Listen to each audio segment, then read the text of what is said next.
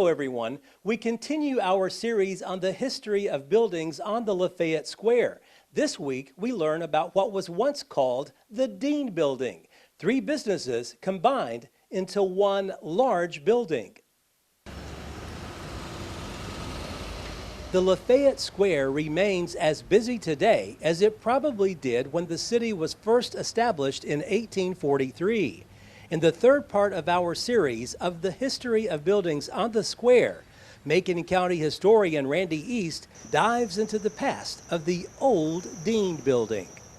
This, on the original town plot of 1843, when Lafayette became a city, was known as lot number 31. And the earliest known record is in 1859, when Samuel Sullivan sold this property to Iredell Linville Roark. And it was bordered at that time by William D. Brandon and Meredith Ballou Johnston. And during this time, it was a home site. There was a home, most probably facing the square. And the earliest person I know that lived there was Isaac Newton Wakefield and his wife, Sophia P. Duncan.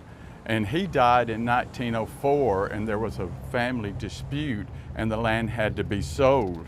And Susan M. Sabins bought the land and gave it to her daughter, and the land was only in her hands for a brief time. And during that period, it was transferred several times, but Samuel A. Sneed and his wife Viola, who lived at 204 West Locust Street, where the present North Central office is located. That's where he lived. And separating his property and this property was an iron fence.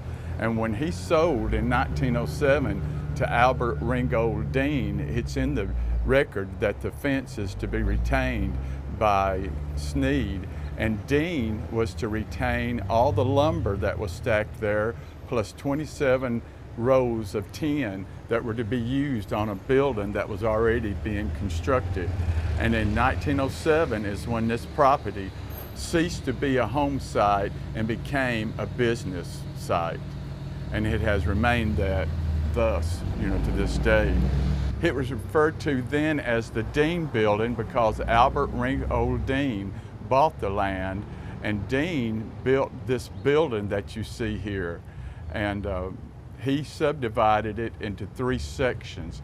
And the first section, which is 220, which borders on the corner of West Locust and the square, as I said, 220 Public Square, he sold that property to the Bank of Lafayette. He was the head cashier, which is now referred to as the president of the bank. And so the bank stayed there for many years. And other businesses that have been there, I know Buddy Gent had a drugstore there, which many of you will remember. Also, Russell's Jewelry was there, and now it's occupied by the Health Nut, which is owned by Anthony Knight, and he has refurbished and restored the building to what it is today. And upstairs at one time was Dr. Herman S. Rush, who was an eye doctor and a dentist, and later Dr. John L. Thurman, who was also a dentist, which many I'm sure will remember him, had an office there.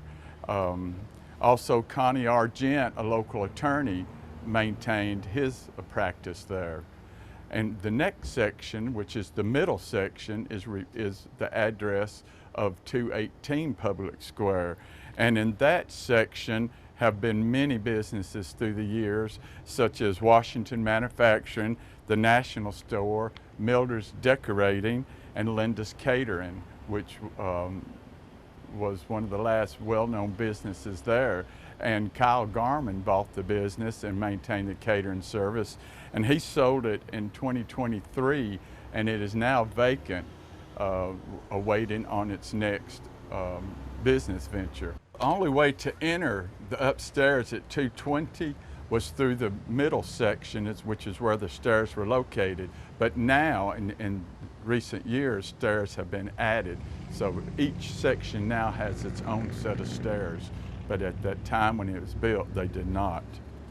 Lafayette Dry Goods had a business there at one time, operating the entire 3 sections of the store, upstairs and down, the upstairs being used for storage. So it was in the 220, 218, and 216 was Lafayette Dry Goods, which Burton Hire had bought it in 1956, and he maintained the business until 1975. After Lafayette College burned on Friday night, 16th of May, 1923, they had to have a place for the classes, and many area churches and vacant buildings, and this upstairs of 218, the middle section, was used as the 7th and 8th grade until the new school was built, which was the old grade school at 501 College Street, built in 1927, which it burned years later and now is maintained as the Macon County Board of Education. The end lot, which is 116 Public Square, for many years housed the James A. Harris and Son dry goods store. And later it was Carl Robinson's 5 and 10, and I know many alive today remember that. And the last known business there was Tom Bilbrey, who was a public defender, had his office there. And Tom died in 2021, and since then the building has been vacant and it has sold, but it may be for sale again according to the sign on the door. So at this point we have the Health Nut in one section and 2 empty businesses awaiting their next venture. East says each section has its own unique history, but probably the most memorable story involves the old Citizens Bank building. Perhaps the saddest event and most tragic event that I know here happened at this corner section on the Saturday afternoon at 6:30 p.m. December the 2nd, 1909. The building and the bank were both in their infancy. Now, Albert Ringhold Dean and Dr. Willie Egbert King had been in a strong disagreement for some time due to marital issues involving these two families. And it was stated in the newspaper that if these two men ever met, there was bound to be trouble. Well, they met and there was trouble. And Dean, according to witnesses, patiently waited in the doorway of Citizens Bank, of Bank of Lafayette. He, as I said, being the head cashier. And he waited until Dr. King was coming up this Rebolding Springs grade. And when he got up here on the square, Dean opened fire, shot 3 shots, 3 shots struck their target.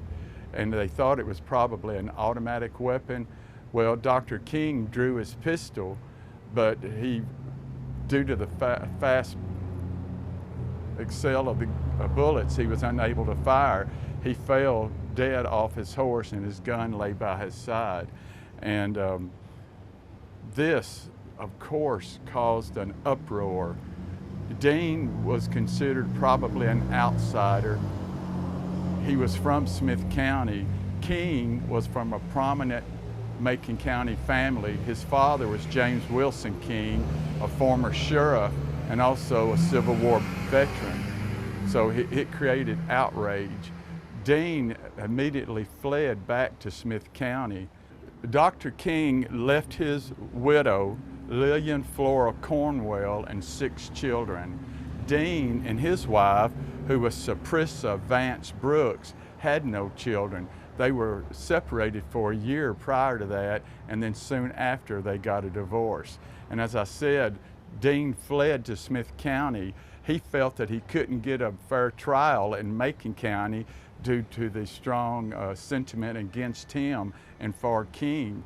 And so they held the trial there after 16 months.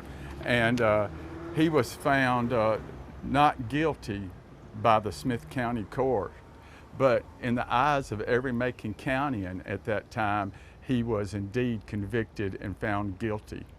As far as today is concerned, only one of the 3 sections currently is occupied. The Health Nut stands at the corner of the square. You may notice the mural on the corner.